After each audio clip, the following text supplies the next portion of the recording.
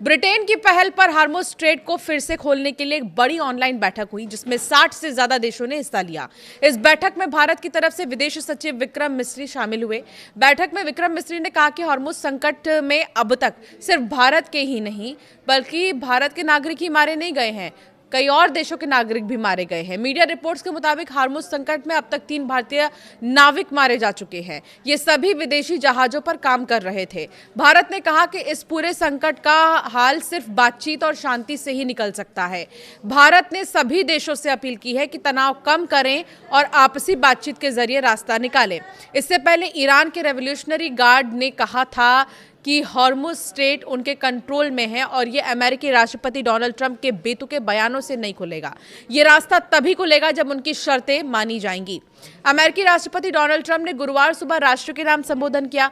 उन्होंने दावा किया कि अमेरिका को ईरान जंग में जीत मिली है। साथ ही चेतावनी दी कि अमेरिका 2 से 3 हफ्ते में ईरान पर बड़ा हमला करेगा। ट्रंप ने आगे कहा कि ईरान की मिसाइल ड्रोन क्षमता और नौसेना खत्म हो चुकी है, सैन्य ताकत काफी कमजोर हो गई है। इस सैन्य अभियान का अहम मकसद पूरा होने वाला है। ट्रंप ने यह भी चेतावनी दी है कि अगर समझौता नहीं हुआ तो अमेरिका ईरान को स्टोन एज यानी कि पाषाण काल में भेज देगा। हालांकि उन्होंने यह दावा भी किया कि ईरान में सत्ता परिवर्तन हो चुका है और नई लीडरशिप पहले से कम कट्टर है। ट्रंप ने 19 मिनट का भाषण दिया और इसमें कोई नया ऐलान नहीं किया, वही बातें दोहराई हैं जो पिछले कुछ समय से वो कहते आ रहे हैं। उन्होंने युद्ध की लागत और इसके लंबा खींचने से चिंतित अमेरिकियों से कहा है कि वो इस संघर्ष को सही नजरिए से देखें।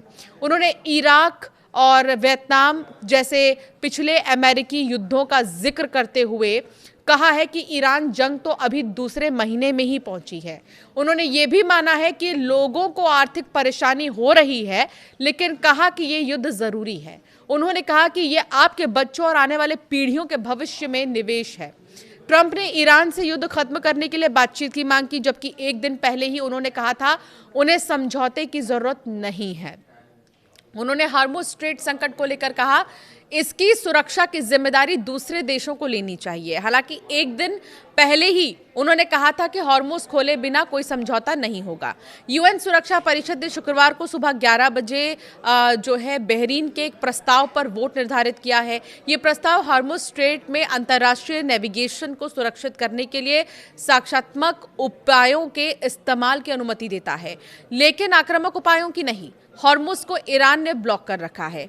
अमेरिकी राष्ट्रपति ट्रंप ने तेहरान और करज को जोड़ने वाले पुल पर हमला का फुटेज पोस्ट करते हुए ईरान को चेतावनी दी। ईरान का सबसे बड़ा पुल ढहा दिया गया, अब इसका दोबारा कभी इस्तेमाल नहीं हो पाएगा। अभी और भी बहुत कुछ होना बाकी है। ईरान को बहुत देर होने से पहले एक डील कर लेनी चाहिए, वरना उस देश का कुछ भी नहीं बचेगा जो अभी भी एक महान देश बन सकता है। ट्रंप ने ट्रूथ सोशल पर एक पोस्ट में वीडियो क्लिप भी शेयर किया जिसमें एक पुल को गिरते हुए देखा गया है। ईरानी सरकारी टीवी के अनुसार इस पुल पर हुए हमले में, जो उस प्रांत को तेहरान से जोड़ता है, कम से कम 2 लोगों की मौत हो गई है और कई अन्य घायल हुए हैं। ये जानकारी द हिल ने दी है।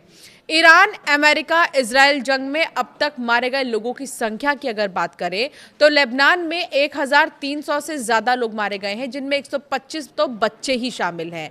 4000 से ज्यादा लोग घायल हुए हैं। इजराइल की अगर बात करें तो 28 लोग मारे गए हैं, एक को छोड़कर बाकी सभी आम नागरिक थे, जिनमें लेबनान में मारे गए 10 इजरायली सैनिक भी शामिल हैं। 3000 से ज्यादा घायल लोगों को अस्पताल में भर्ती कराया गया। अमेरिका की बात करें तो लड़ाई में 13 लोग मारे गए हैं और 2 लोग गैर लड़ाई से जुड़े कारणों से मारे गए। 200 से ज्यादा घायल हुए। वेस्ट बैंक की बात करें तो 4 लोग मारे गए हैं। यूएई 12 और 169 घायल हुए हैं। बहरीन की बात करें तो 3 लोग मारे गए हैं। सऊदी में 2 लोग मारे गए हैं, 20 घायल हैं। कुवैत में 6 लोग मारे गए हैं। ओमान की बात करें तो 3 लोग मारे गए हैं और कतर की बात करें तो 16 लोग घायल हुए हैं। जॉर्डन में 20 लोग घायल हुए और सीरिया में 4 लोग मारे गए। इराक में 107 से ज्यादा लोग मारे गए हैं। ईरान के विदेश मंत्रालय का कहना है कि 28 फरवरी से अब तक अमेरिका और इजराइल के हमलों में 600 से ज्यादा स्कूल और शिक्षण केंद्र जो है प्रभावित हुए हैं। IRGC का दावा है कि उसने तेल अवीव और इलात स्थित ठिकानों पर नए जो हमले हैं वो करके इजरायली सेना और सैन्य औद्योगिक कंपनियों को नष्ट कर दिया है। यूएन सुरक्षा परिषद ने शुक्रवार को सुबह 11 बजे बहरीन के एक प्रस्ताव पर वोट निर्धारित किया है। ये प्रस्ताव हार्मुज स्ट्रेट में अंतर्राष्ट्रीय नेविगेशन को सुरक्षित करने के लिए है और इसके उपायों को लेकर अनुमति देता है। लेकिन आक्रामक उपायों की नहीं। हॉर्मुज़ को ईरान ने ब्लॉक कर रखा है। कुल मिलाकर अब नज़र है इस मीटिंग पर जो 11 बजे होनी है। दूसरी चीज़, जब कई देश मिलकर हॉर्मुज़ को लेकर बातचीत कर रहे थे, उसमें भारत भी शामिल हुआ और भारत ने सीधे कहा कि शांति से ही बातचीत हो पाएगी, समझौते से ही बात बन पाएगी, वरना ऐसे तो बात नहीं बन पाएगी। इससे कितना नुकसान हुआ है, कहाँ कितने लोग मारे गए हैं, ये भी हमने आपको बताया। तो फिलहाल ये कुल मिलाकर कि ट्रंप भले ही ये कह रहे हो कि समझौता अगर ईरान मान ले तो शायद सब कुछ ठीक हो जाएगा, लेकिन दूसरी तरफ ईरान जो है मानने को तैयार नहीं है। ईरान की तरफ से भी लगातार एक्शन रिएक्शन दिए जा रहे हैं। ईरान की तरफ से ये भी कह दिया गया है कि अगर ट्रंप हार रहे हैं तो भी बता दें, और ट्रंप की कूटनीति पर जो है ईरान को बिल्कुल भी विश्वास नहीं है, इसीलिए ईरान जो है लगातार आक्रामक होता हुआ नजर आ रहा है। लेकिन अभी हाल ही में सुबह जो B1 पुल पर हमला हुआ है वो वाकई में बहुत ही ज़्यादा चौंका देने वाला है और इससे बहुत नुकसान हो सकता है। दोनों ही कंट्रीज़ की अगर बात करें तो मौजूदा समय में कोई भी शांति वाले सिचुएशन में या उस मूड में तो नज़र नहीं आ रहा है, क्योंकि लगातार कई मिसाइल अटैक्स, कई बैलिस्टिक मिसाइल से जो है हमले किए जा रहे हैं।